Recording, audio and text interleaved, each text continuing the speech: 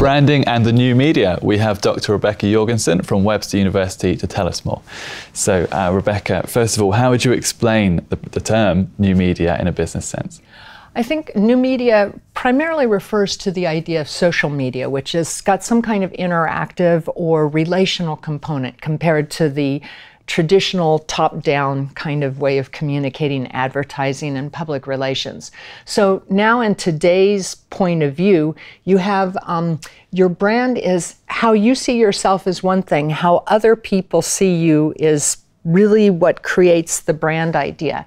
And a brand doesn't come easily. A good quality brand is something that takes time to grow, and there's a trust component there. So if you really mess up your brand, some of them last for ages, like we have Virgin that's taken many changes in terms of product, but still is a brand that people identify with.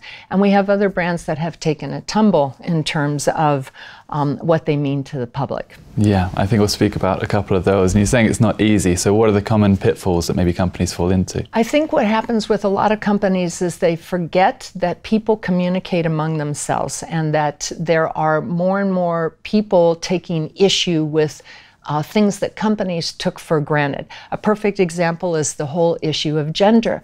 Recently, Target chain in the United States decided to change its marketing and its purchasing power in terms of moving away from gender differentiated objects like baby diapers. Why do girls have to wear the princesses and boys wear the cars?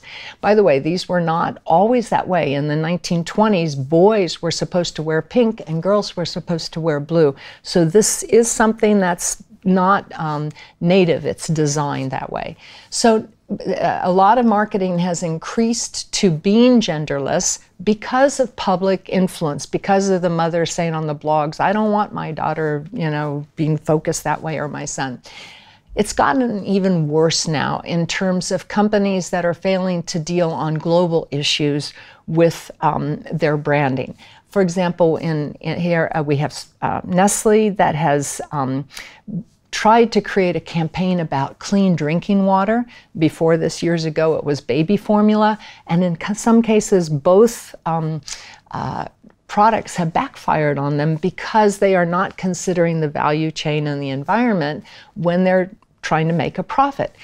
In the past, this might have worked, but now going forward, there is so much backlash coming through the new media, through the social media, preventing them from really coming across as a company that has a good brand for people, that it's starting to take a great toll on their brand. They're facing lawsuits, they're facing public backlash, and it's really hurting Nestle in that respect. Sony has also faced that, many other companies, but it's something that every one of them has to really pay attention to. Okay, so how would you advise these companies or even individuals to not only avoid these pitfalls, but actually achieve their brand aims? I believe that if you have something that's a valued, trusted brand, you should really focus on keeping that brand intact.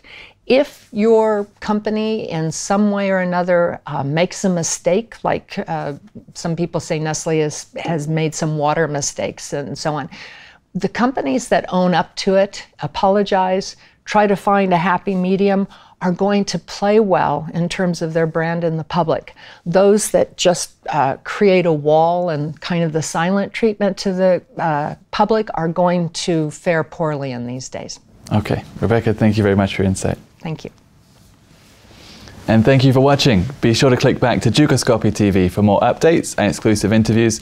We'll see you next time.